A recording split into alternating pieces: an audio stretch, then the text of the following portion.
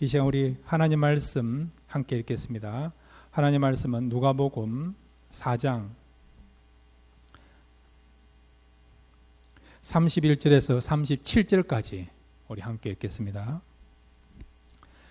갈릴리의 가버나움 동네에 내려오사 안식일에 가르치심에 그들이 그 가르치심에 놀라니 이는 그 말씀이 권위가 있음이라.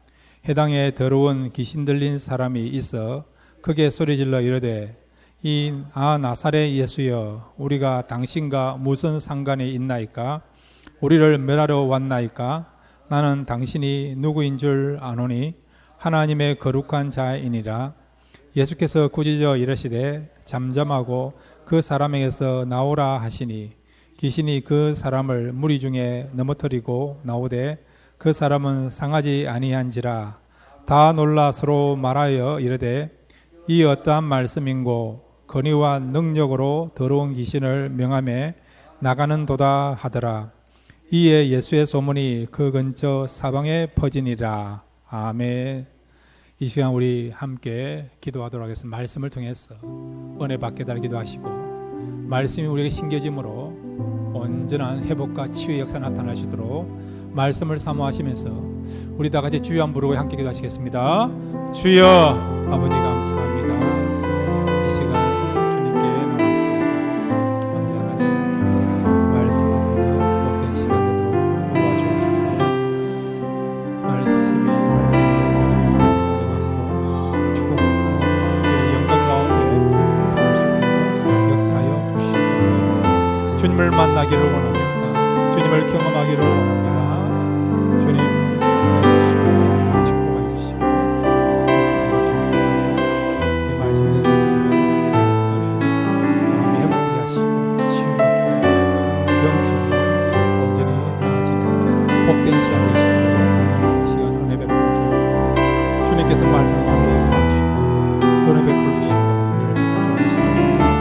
생명의 말씀, 능력의 말씀이 선포되게 되도록 믿습니다. 이 말씀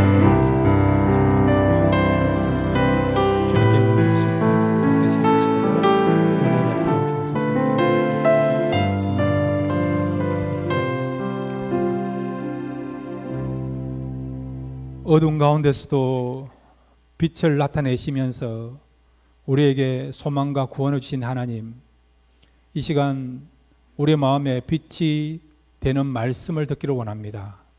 그러므로 우리의 마음에 모든 어둠이 물러가고 빛을 보게 하시고 소망을 가지게 해주시고 다시 역전된 인생을 살아갈 수 있는 복된 역사가 말씀 가운데 나타나게 하여 주옵소서.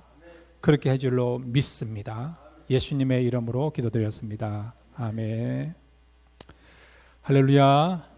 오늘 말씀을 통해서 은혜 받기를 바랍니다. 강구 한 가지가 빠졌는데 지난주 우리 김복계 근사님 오셨는데 이번 주 바로 특로 가셨습니다. 우리 김복계 근사님 한번 일어나 주시면 감사하겠습니다. 네, 환영합니다. 네, 함께 또 신앙생활 하면서 주 안에서 기쁨과 은혜와 또 행복이 충만하기를 바랍니다. 오늘 말씀의 내용은요, 우리 예수님의 말씀과 사역에 권위가 나타나는 내용이에요. 그래서 권위자 되시는 예수님에 대해서 우리가 함께 생각하기로 합니다. 오늘 말씀의 핵심 내용은 딱 두 가지예요. 하나는 예수님이 가버나움 해당에서 말씀을 전했는데 그 말씀을 듣던 청중들이 이 말씀은 권위 있다, 놀랍다, 그런 반응을 보였습니다. 두 번째는 뭐냐니까 그냥 말씀만 권위 있고 놀라움을 주는 정도가 아니고요, 그 가버나움 해동에 참여한 사람 가운데 귀신 들린 사람이 있었어요. 주님께서 그 귀신 들린 사람을 향하여 꾸짖으셨더니 그 귀신 들린 사람 속에 있는 귀신이 나가는 치유가 나타나는 역사가 나타났죠. 그것을 보고 또 사람들이 놀랍다, 이런 권위자다, 예수님을 칭송하게 되고 인정하는 그런 사건이 나타난 내용이 오늘 본문 속에 있는 것입니다. 그래서 오늘 말씀을 통해서 우리에게 권위자 되신 주님과 또한 귀신을 쫓아내시는 그 능력을 행하시는 주님의 사역을 통해서 권위자 되신 예수님을 우리가 생각하고 그 예수님을 오늘 이 시간 만날 수 있기를 바랍니다. 자, 첫 번째로 우리 예수님은 권위자라고 했어요. 그럼 무슨 권위가 있느냐? 한번 따라해 주시기 바랍니다. 예수님의 말씀은 권위가 있다. 이 사실을 믿습니까? 예수를 믿는 저희들도 예수님의 권세와 능력을 받아서 말씀을 전하면 우리에게도 말씀의 권위, 영적인 권위가 나타나게 될 줄로 믿습니다. 목회자뿐만 아니라 예수를 믿는 누구나 여러분 얼마든지 예수님의 말씀은 권위 있다. 하나님의 말씀은 진리 있다. 능력이 있다. 힘이 있다. 이런 확신을 가지시고 세상 사람들을 향하여 세상을 향하여 선포하시면 여러분들이 선포하고 여러분들이 전하는 그 말씀 속에 놀라운 권위의 역사가 나타나게 될 줄 믿습니다. 권위라는 것은 어설리티 아닙니까? 어설리티. 말 그대로 놀랍다. 힘이 있다. 능력이 있다. 그런 의미를 담고 있는 것이 권위, 어설리티 아닙니까? 자, 근데 여러분 오늘 이 사건이 나타난 현장이 어디느냐? 가버나움 회당입니다. 예수님의 초기 사역을 보면요, 가버나움 중심으로 사역을 많이 하셨어요. 백부장의 종을 고친 그 장소도 가버나움이고요. 여러분. 중풍병자였는데 친구들이 데리고 나와가지고 지붕에서 그 중풍병자를 내려서 그 중풍병자가 고침받은 것도 가버나움이고요. 여러분. 12해 동안 혈루병을 앓고 있던 여인이 고침받았던 그 현장도 가버나움이고요. 그 다음에 벙어리 되었던 사람이 고침받았던 그 현장도 바로 가버나움입니다. 오늘도 보면 여러분 귀신 들린 사람이 고침받아요. 어디에서요? 가버나움에 있는 회당에서 고침받는 것을 보게 되죠. 그러니까 이 가버나움은 예수님이 3년 반 동안 사역하시는 가운데 가장 주님의 능력이 풍성하게 나타났던 그 장소, 그 지역이 가버나움인 것을 알게 됩니다. 왜 가버나움이 이렇게 많은 역사가 나타나고 주님의 그런 능력이 발휘됐느냐? 그 이유는 뭘까요? 이 가버나움에 있는 사람들이 영적으로 갈급함과 그리고 또한 영적으로 문을 열어놓는, 문이 열려있는, 복음을 잘 수용하고 받아들일 수 있는 그런 면이 있었기 때문에 이 가버나움에서 놀라 역사가 나타나게 되게 된 것을 보게 되는 것입니다. 사랑하는 성도 여러분, 우리 성기능 교회 이 지역이 전 세계 어떤 지역보다도 하나님의 놀라운 복음의 역사, 능력의 역사가 나타나는 장소가 되기를 바랍니다. 그러면 여러분 이곳에서 전 세계를 놀라게 하는 하나님의 역사, 구원의 역사, 이적의 역사, 그런 치유의 역사, 회복의 역사가 나타나게 될 줄로 믿습니다. 자, 오늘 보면 예수님께서 회당에서 말씀을 가르쳤습니다. 그랬더니 그 말씀을 듣는 청중들이 뭐라고 말씀을 하고 있느냐, 뭐라고 반응을 보이고 있느냐. 누가복음 4장 우리 31절에서 32절을 같이 읽겠습니다. 시작. 갈릴리의 가버나움 동네에 내려오사 안식일에 가르치심에 그들이 그 가르치심이 놀라니 이는 그 말씀이 권위가 있음이니라. 아멘. 예수님 말씀이 어떻다고요? 권위가 있다는 거예요. 놀랍다는 것이죠. 그러면 왜 예수님이 이 가버나움 회당에서 말씀을 가르치셨는데 전하시는데 권위가 나타나느냐? 누구하고 비교해서 권위가 나타나느냐? 이 부분에 대해서 마가복음 1장 22절에서는 정확하게 밝히고 있습니다. 마가복음 1장 22절을 우리 함께 읽겠습니다. 시작. 무사람이 그의 교훈에 놀라니 이는 그가 가르치시는 것이 권위 있는 자와 같고 서기관과 같지 아니함이러라. 아멘. 예수님이 가르치시는 그 내용이 누구와 같지 아니하다고요? 서기관과 같지 아니하다. 그래서 예수님의 그 말씀, 예수님이 가르치는 그 내용이 어떻게 해요? 권위가 나타났다고 말씀하는 거죠. 여러분. 자, 그렇다면 서기관들은 도대체 어떻게 말씀을 가르쳤는가? 어떻게 말씀을 전했는가? 그래서 그들에게는 권위가 안 나타났고 예수님에게는 권위가 나타났는가? 여러분, 이것이 궁금하지 않습니까? 그 부분에 대해서 제가 말씀을 드리기를 원합니다. 그 당시 서기관들은 여러분 율법 학자들이에요. 율법 교사들입니다. 그냥 받아 쓰는 그런 정도가 아니고 여러분, 필사하는 그 정도가 아니고 율법을 가르치는 사람들이 서기관들이에요. 학자들이에요. 율법에 대한 전문가들입니다. 근데 그들이 어떻게 율법을 가르치고 어떻게 말씀을 가르치냐니까 자기 주장을 이야기하는 게 아니고요. 아주 유명한 유대인들의 학자 가운데 그 학자들의 학설, 그런 견해들을 가지고 가르친 겁니다. 이 말씀은, 이 율법은 어떻게 해요? 어떤 학자가 이야기한 것이다. 그래서 그 학자가 이야기한 것이니까 이것은 어떻게 해요? 유익하고 참이고 또 권위가 있다. 다른 사람의 힘을 빌려서 자신의 권위를 나타내려고 했던 사람들이 누구냐? 서기관들이에요. 서기관들. 이 서기관들뿐만 아니라 지금 우리도 그렇게 하지 않습니까? 어떤 사람은 짬뽕을 만들었어요. 어떻게 이야기나? 이 짬뽕은 그냥 짬뽕이 아니고요, 백 선생이 가르쳐준 대로 만든 짬뽕입니다. 백 선생이 누구냐? 유튜브를 많이 보신 분은 아시죠? 아시죠, 여러분? 백종원 씨. 어떤 사람은 건강에 대해 이야기해요. 이건 내 주장이 아니고 어떤 의학 박사가 이야기한 것이다. 그렇게 함으로써 그 사람의 권위를 빌려서 나의 권위를 드러내려고 하는 게 있지 않습니까? 아이들도 마찬가지예요. 자신의 말을 안 들어줄까 하니까 아빠가 해라 했어, 엄마가 하라 했어, 그렇게 이야기하지 않습니까? 아이들뿐만 아니라 성도들도 마찬가지예요.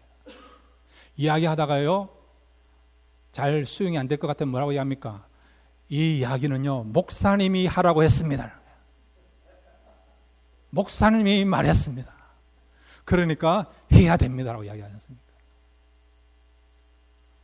만약 그것이 하나님이 원하시고 기뻐하시는 일이라면 제 이름을 많이 빌리시길 바랍니다.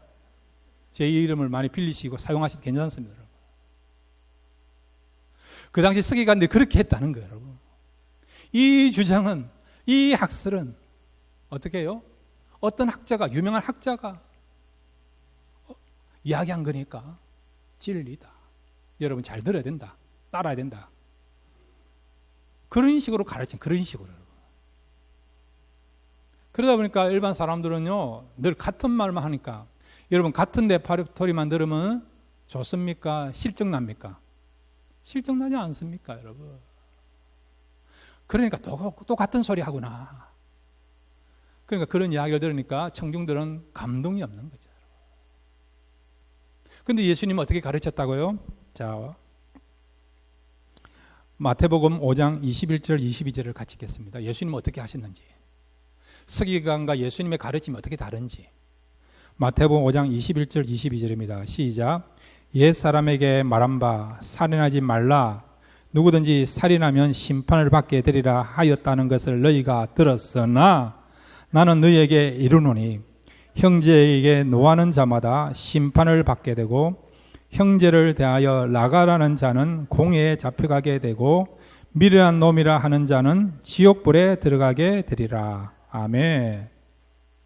자, 여기 보시면요, 옛 사람에게 말한 바 살인하지 말라, 누구든지 살인하면 심판을 받게 되리라. 예, 살인하면 심판을 받는다는 거예요, 여러분. 율법에 그런 말이 있지 않습니까? 살인하지 말라, 여러분. 율법에 다른 사람을 살인하면 돌에 쳐 죽이라, 그런 말씀이 있지 않습니까? 그죠? 서기관은 성경에 나타낸 말씀대로 전한 거예요. 또 어떤 학자들, 율법 학자가 말한 것을 전한 겁니다. 그런데 예수님은 뭐라고 말씀하십니까? 오늘 마태복음 5장 22절에 나는 너희에게 이르노니 형제에게 노하는 자마다 심판을 받게 되고 형제를 대하여 나가라는 자도 공회에 잡혀가게 되고 미련한 놈이라 하는 자는 지옥불에 들어가게 되리라. 예. 형제를 죽인 것뿐만 아니라 어떻게 해요? 형제에 대하여서 노하는 자도, 형제에 대해서 미움을 갖는 자도, 살인하지 아니해도 마음으로 여러분 이미 죽이려고 하는 마음을 가진 자도 어떻게 해요? 심판을 받는다는 거예요. 심판을 받는다는 거예요. 결과만 잘못된 것이 아니고요, 동기도 중요하다는 거예요. 동기도. 여러분, 이 마태복음에 보면 주님께서 산상보험 가운데 하신 말씀인데, 여인에 대하여서 음욕을 품은 자도 이미 간음하였다고 말씀하지 않습니까? 세상은 결과를 가지고 이야기해요, 여러분. 그런데 주님은요, 뭐라고요? 동기가 중요하다. 음욕을 품었으면 이는 간음한 것이고, 형제를 죽이려고 하는 마음을 품어도 그것은 뭐라고요? 살인한 죄다. 그렇게 말씀하신 거죠. 서기관들은 그냥 율법에 있는 내용대로, 그 당시 여러분 또한 미시나라고 해요. 미시나, 장로 유전이라는 게 있어요. 율법을 바탕으로 좀 더 말씀을 잘 지키기 위해서 해설서를 만든 것이 미시나, 장로 유전인데, 그 조항들이 한 수천 개가 돼요, 여러분. 그러니까 서기관들은 율법이나 또 장로 유전의 내용을 가지고 자신의 권위를 나타내고, 그렇게 예수님은 그런 게 아니고, 그 말씀을 인용하지만은 그러나 나는 너희에게 이렇게 말한다. 사람의 권위를 빌려서 예수님께서 권위를 나타낸 것이 아니고요, 스스로 예수님께서 권위를 가지시고 말씀하시는 것을 우리가 보게 된다는 것입니다. 자, 여러분, 여기 마태복음 5장 22절에 보면 여러분이 좀 알아야 될 내용이 있어요. 형제를 대하여 나가라는 자는 공에 잡혀가게 되고, 나가라는 말이 무엇입니까? 한국말입니까? 아니에요, 여러분. 성경 읽다가 한국말인 것 같기도 하고 외국어 같기도 하고 알쏭달쏭하는 경우 있지 않습니까? 그럴 때는 여러분 한국말이 아닌 경우가 많아요, 여러분. 이 나가라는 말은 아람어입니다. 아람어예요. 뜻이 뭐냐? 우리말로 말하면 바보 같은 사람, 멍청한 사람, 미련한 사람, 그런 뜻을 갖고 있습니다. 성경에 보면 여러분, 주님께서 사역하실 때에 아람어를 몇 번 사용하셨어요. 그 중에 하나가 달리다굼, 아람어, 선호야 일어나라. 정확하게 원어는 뭐냐? 달리다쿰이에요. 달리다쿰. 그 다음에 여러분, 벙어리 귀신 사람에게 주님께서 치유의 역사를 나타냈죠. 그때 하신 말씀이 뭐냐? 에바다. 이것도 아람어입니다. 원래 오리지널 아람어는 뭐냐? 에파타. 에바다가 아니고요, 에파타. 그러니까 여러분, 이제 에바다를 말 쓸 때에 우리는 좀 오리지널 발음을 가지고 해야 되지 않습니까? 그래서 에파타, 그렇게 하시기 바랍니다. 다 아람어예요, 여러분. 그래서 주님은요, 그냥 우리가 결과만 가지고 형제를 죽였다, 그래서 심판을 받는다, 그 정도가 아니고, 하나님 사람들은요, 동기가 잘못되어도 마음으로 이렇게 죄를 지어도 그것도 죄다, 주님이 그렇게 말씀하신 것이죠. 자, 그 다음에 여러분 마태복음 5장 43절에 44절을 같이 읽겠습니다. 시작. 또 내 이웃을 사랑하고 내 원수를 미워하라 하였다는 것을 너희가 들었으나 나는 너희에게 이르노니 너희 원수를 사랑하며 너희를 박해하는 자를 위하여 기도하라. 아멘. 고대 사회에는 보복을 잘해요, 여러분. 보복에 대해서는 굉장히 관대합니다. 눈은 눈으로, 어떻게 손은 손으로, 발은 발로, 여러분. 관대요, 관대. 심지어는 상대방이 눈을 하나 뽑으면 어떻게 했느냐? 다른 사람의 눈을 어떻게 해요? 두 개를 뽑아야 되는 겁니다. 손 하나를 누가 나의 손을 하나 잘랐다면 그 정도로 이렇게 보복하는 게 아니고, 나에게 손을 한 손을 자른 사람을 향하여 어떻게 해요? 두 손을 잘라야 되는 것이 그 당시 사회의 어떤 흐름이었어요, 여러분. 보복에 대해서 굉장히 마음의 문이 열려 있는 사회가 고대 사회입니다. 근데 주님은 뭐라고 이야기합니까? 너희 원수를 향하여 어떻게 하라고요? 핍박하라는 것이 아니라, 저주하는 것이 아니라 어떻게 해요? 너희 원수를 사랑하며 너희를 박해하는 자를 위하여 기도하라. 어떤 성에 보면 너희 원수를 향하여 축복하라, 그런 말씀하십니까? 그 당시 흐름은요, 원수는 보복해야 되는 겁니다. 죽여야 되는 겁니다. 에너미입니다. 에너미, 여러분. 적이에요, 적. 근데 주님은 뭐라고 하십니까? 그 원수도 어떻게 해요? 사랑하고 그를 위하여 기도해주고 축복하라는 것이죠. 그러니까 예수님 말씀은 자신의 권위를 가지고 말씀을 전하는 거죠. 서기관들은 자신의 권위를 가지고 말씀을 전하는 게 아니라 어떤 학자가 이야기한 그것을 가지고, 그 권위를 가지고 이야기하고 그 학자의 권위를 힘입어서 자신의 권위를 나타내려고 했는데, 예수님은 그 자신이 스스로가 권위자이기 때문에 권위 있게 말씀을 전한 것입니다.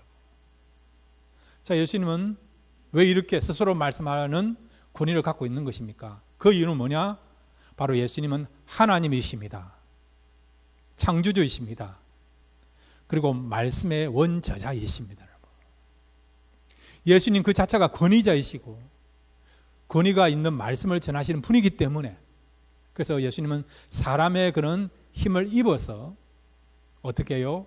권위자가 되고 권위가 되지 않고 그런 것이 아니라 스스로가 권위자가 되시니까 권위 있는 말씀을 전하시게 되게 된 것입니다.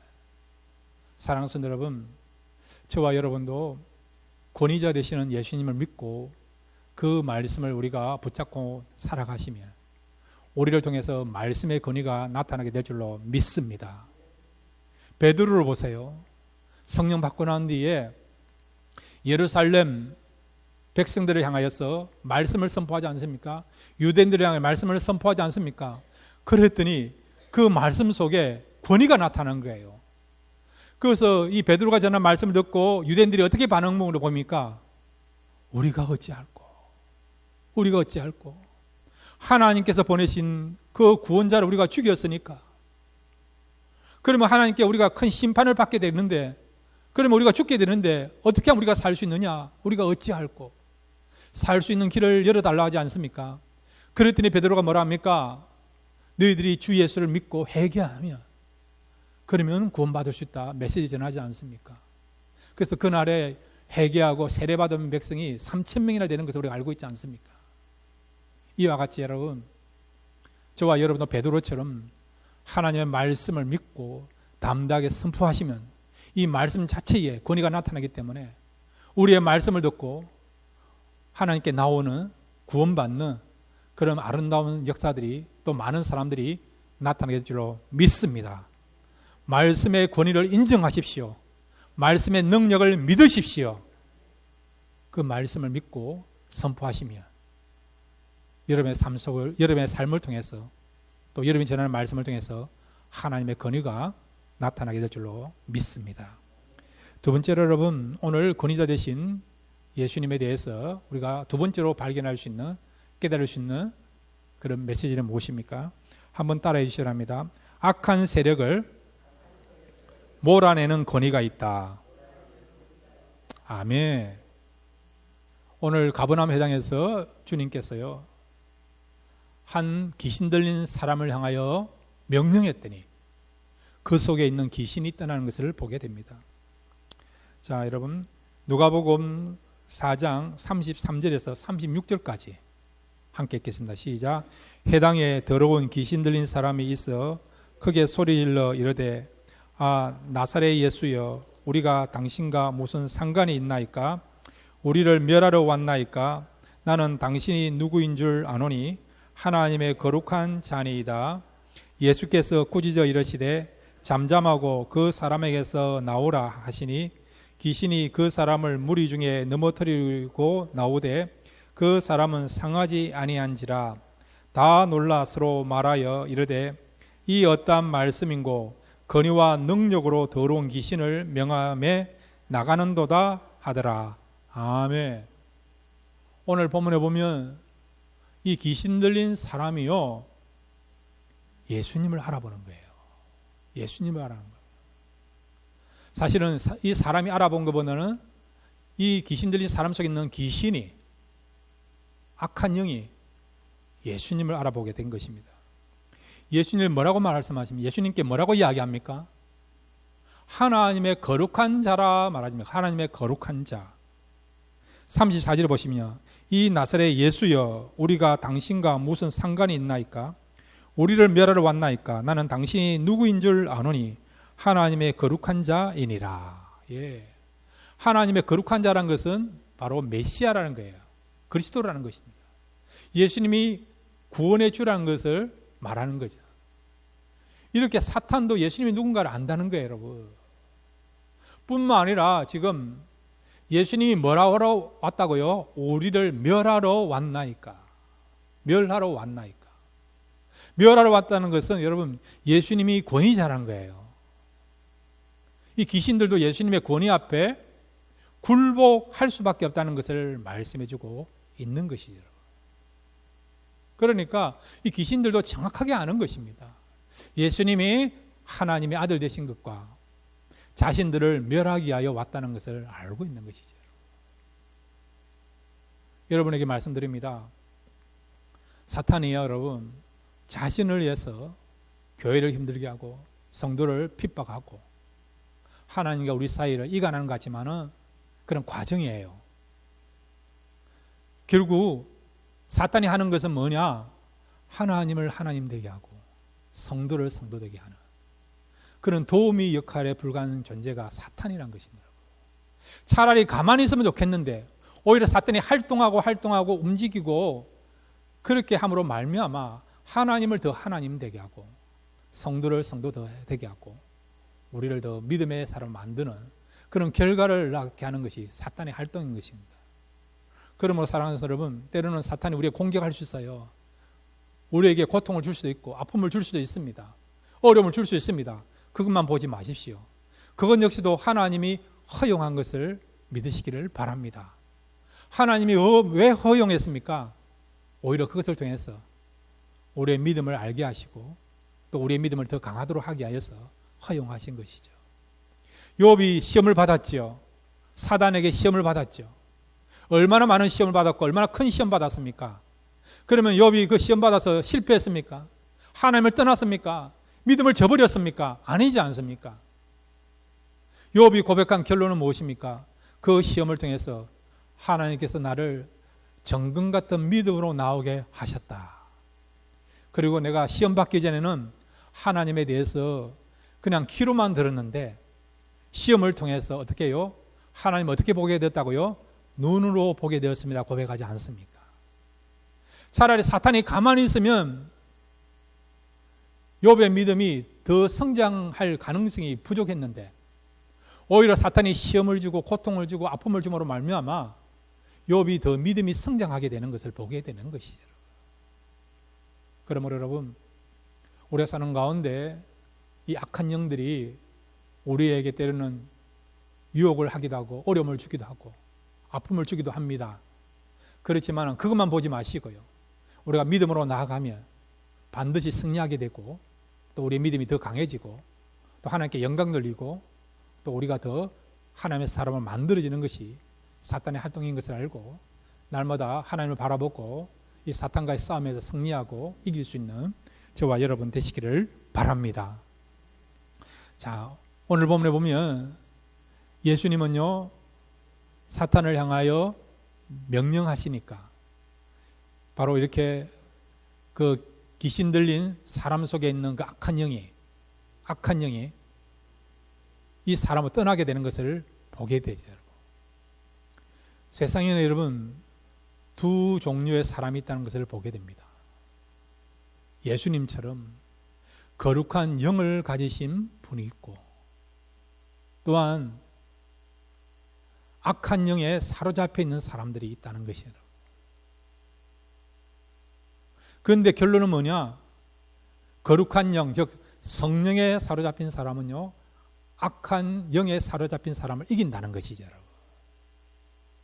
성령의 사람은요 악한 영에 사로잡힌 사람들을 어떻게 해요? 굴복시키는 권위가 나타난다는 것을 우리가 보게 되는 것입니다. 그래서 여러분, 이 귀신 들린 사람이 악한 영에 사로잡혀서 고통 가운데 거했지만은 결국 예수님을 만남으로 그 속에 있는 악한 영이 떠남으로 자유하게 되고 치유받게 되고 회복되는 것을 우리가 보고 있지 않습니까? 저와 여러분도 마찬가지라는 거예요. 우리가 성령을 모시고 살아가면 예수님처럼 악한 영과의 싸움에서 지지 않고 승리하게 되고 악한 영을 굴복시킬 수 있다는 것을 말씀해 주고 있는 것입니다. 자, 그러면 여러분 우리 누가복음 4장 18절 19절을 같이 읽겠습니다. 지난주 예수님께서 나사렛 해당에서 말씀을 전하신 내용인데 누가복음 4장 18절 19절을 같이 읽겠습니다. 시작. 주의 성령이 내게 임하셨으니 이는 가난한 자에게 복음을 전하게 하시려고 내게 기름을 부으시고 나를 보내사 포로된 자에게 자유를 눈먼 자에게 다시 보게 함을 전파하며 눌린 자를 자유롭게 하고 주의 은혜의 해를 전파하게 하려 하심이라 하였더라. 아멘. 이사야 선지자가 예언한 대로 예수님이 오셔서 이런 역사를 나타내신 거죠. 포로된 자를 자유케 하시고 눈먼 자에게 보게 하시고 그 다음에 눌린 자를 자유케 하는 그런 역사가 이사야 선지자가 말한 대로 예수님이 오셔서 나타내신 것이죠. 예수님이 사역하실 때에 40일간 금식기도 하셨잖아요. 그때 40일간 금식기도 하시면서 무엇을 받았습니까? 성령을 받은 겁니다. 성령에 사로잡힌 것입니다. 성령에 사로잡혀서 마귀와의 싸움에서 이긴 거죠. 마귀의 시험을 이기시고 또 성령에 사로잡혀서 악한 영에 사로잡힌 자를 향하여 선포했더니 악한 영에 사로잡힌 자 속에 있는 그 악한 영이 떠남으로 이 사람에게 자유를 주는 진정한 기쁨을 주는 치유와 회복을 주는 역사가 나타나는 것을 보게 되는 것이죠.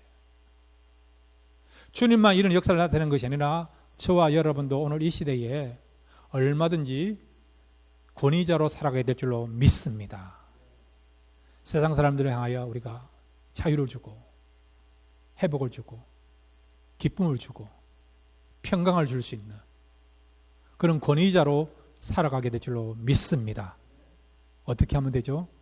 예수님이 성령에 사로잡혀서 사역했더니 이런 역사가 나타난 것처럼 우리 교회와 우리 모든 성도가 성령에 사로잡혀서 이렇게 살아가면 세상 사람들에게 자유를 주고 기쁨을 주고 소망을 주고 평안을 줄 수 있는 회복을 가져줄 수 있는 그런 역사가 나타나게 될 줄로 믿습니다. 성령 충만하여 이 시대에 권위 있는 사람으로 또 영적인 권위를 나타내는 그런 삶을 살아가시는 저와 여러분 되시기를 주님의 이름으로 축원드립니다.